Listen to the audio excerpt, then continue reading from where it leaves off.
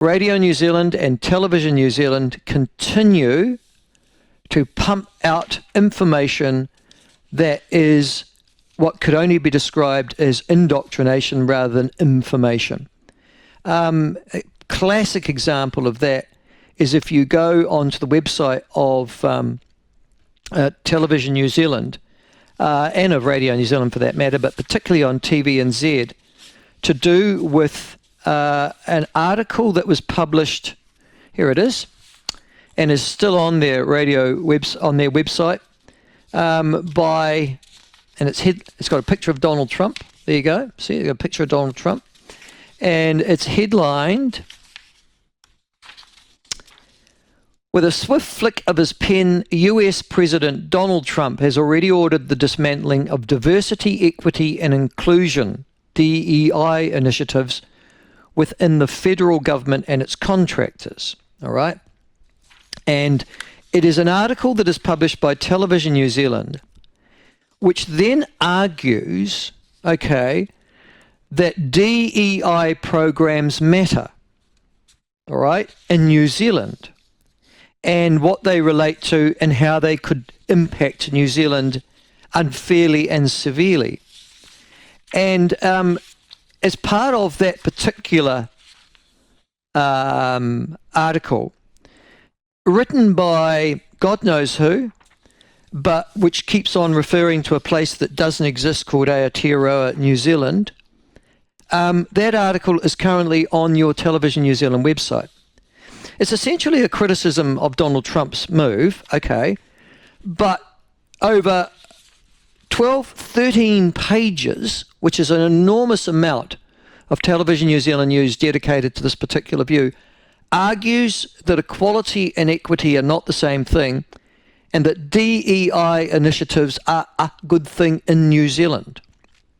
And certainly argues that from the point of view of the Treaty of Waitangi as well. The really interesting thing is that they decided to include how does, for example, Te Tiriti o Waitangi factor into DEI? And that's because apparently the argument is that Te Tiriti o Waitangi, this is on Television New Zealand's website, you can go and see it for yourself. Television New Zealand's website, paid for, aided and abetted by the New Zealand taxpayer to the degree of 100%, are promoting the indoctrination and dissemination of DEI initiatives, which is essentially critical theory, arguing essentially that people who come from particular backgrounds can never get a fair go, and therefore you must advantage them. It's what we used to know as positive discrimination. And they publish, and I don't know if you can see this, I'll explain it to those of you who can't. They publish a very simplistic illustration of the difference between equity and equality.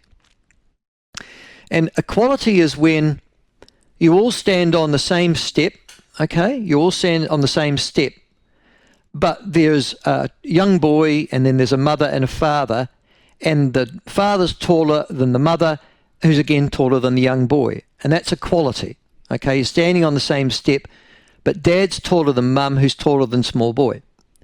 And equity is where dad gets a small step, mum gets a slightly bigger step, and the boy gets a big step, so that they can all be equitable.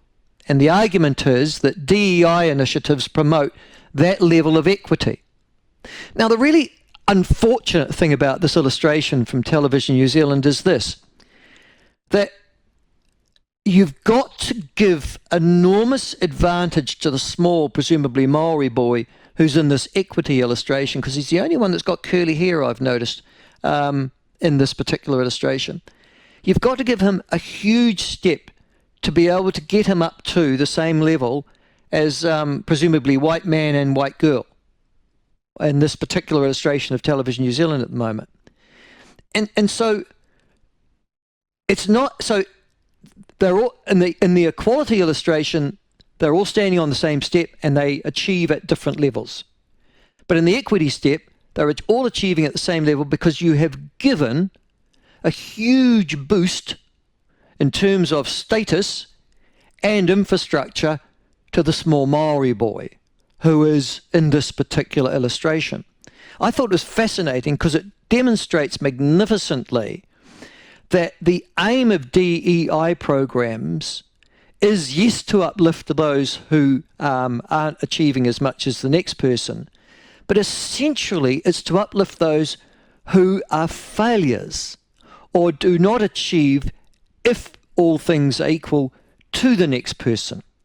So a DEI program will inherently advantage you if you're gay, lesbian, Maori, presumably Pacific Islander, disabled, or some combination of all that. God, don't even put trans in there. You don't have to achieve or be as good as the white man or the white woman to get the job. We are going to give you the job under DEI programs. We're going to boost you. There's the wonderful illustration that Television New Zealand are promoting. We're going to boost you even though we know you're not good enough. Even though we know you can't do the job the same, we're going to give it to you anyhow under the DEI program. Now, sure, you all had the same starting point. No one was disadvantaged. That's what equality is. But essentially, Television New Zealand, and you'll see it, it's now currently being published on their TVNZ website, are promoting equity over equality for our country as well. Indeed, even saying that it's backed by the Treaty of Waitangi. Now, I'm pretty sure that if I look at the Maori version of the 1840 Te Tiriti o Waitangi, it doesn't have a DEI program in it, or even its suggestion. Do you know why? I'll tell you why. Because it's about the chiefs. You know, this is the problem with white liberals in this country, and brown liberals for that matter. It goes like this. The Treaty of Waitangi didn't give Maori people particular advantages. It gave Maori chiefs particular advantages. There was no equality or equity in the Maori world of 1840. It was run essentially on a feudal principle that we would understand from a European perspective. It was relatively feudal. There was a chief, and they made the decisions. It was a man, and they made the decisions on behalf of their iwi, whānau, hapu, whatever. So they are the ones that signed the rat nibble document that will now be celebrated on Thursday. They are those ones. Yeah. And they made a series of non-democratic and relatively arbitrary decisions about things. That was their role. There's nothing in Maori society in 1840 that for a moment suggested that equity and equality were part of their worldview. Wasn't part of Te Ao Māori view, certainly wasn't Tikanga Māori of the time. But there is Television New Zealand arguing speciously that somehow DEI programs in this country are actually supported by this incredible modern interpretation, this fiction of the Treaty of Waitangi itself. I know. So that's what I'm saying here. The real worrying part about this is that at a time when a lot of media sources are in trouble, NZME laid off staff, spin-off, left-wingers, that's okay, it doesn't matter. Point is, they're entitled to their point of view, they're entitled to run a commercial operation, laid off staff. Laid off a lot of staff. Reality check radio, lots of trouble, again. You know, at a time when all media that are privately funded are in significant problems in this country, there's only two agencies that are immune from that, and one in particular, Radio New Zealand and Television New Zealand. Radio New Zealand in particular, it must be the only media gathering source in New Zealand that's actually gaining staff at the moment. It's actually poaching staff, can I tell you, as I talk to you now, from the private sector and offering them greater salaries to go and work for Radio New Zealand. It's 100% funded by us, the New Zealand taxpayer, and it is 100% liberal and left. There are no conservative voices in Radio New Zealand. There are no conservative pieces being published on the Radio New Zealand website or the Television New Zealand website. These are sexually indoctrination species of the state. And I'm pretty sure I elected a coalition government composing of National New Zealand First and ACT to get rid of this sort of nonsense. But here it is, still being published as of today on TVNZ's website, a critical analysis, over 13 pages of critical analysis of why Donald Trump's wrong about DEI and trying to defend the concept for New Zealand and somehow linking it into observing the Treaty of Waitangi.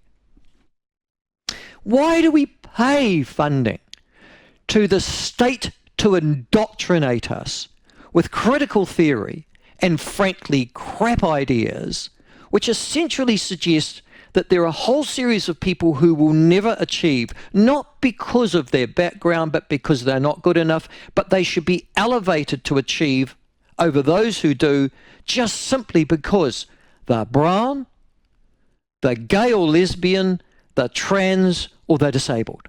No. If they're all given, and that's the same start, the same equality, the same education, the same ability to succeed, then I would suggest to you that the reason they've failed is not because in modern New Zealand in 2025 they're any of those things, but they're simply not good enough, particularly compared. And you want to know why the public sector's crap at the moment, and local government along with it? They are using DEI policies in the hiring of their staff, which automatically means that you are getting people who are uneducated, who lack the particular skill set, who are not as good as others in the community who've applied for the same job, and they're getting it because they are all those apparent disabilities. I'm sorry, but the moment you tell Maori folk, do you know, you poor bastard, you're disabled. Why? Because you're Maori. You're not good enough. You never will be. The reason that you, Maori boy, Maori girl, can't achieve is because you're Maori. We're going to give you a job, but just so you know, it's because you're a Maori, not because you're good enough. I can't think of anything that is as racist as that when it comes to dismissing an entire ethnicity and suggesting to them, you've got a job because you're disabled. Why are you disabled? You're born Maori. Poor bugger. And that's essentially the message of the public sector and DEI programs.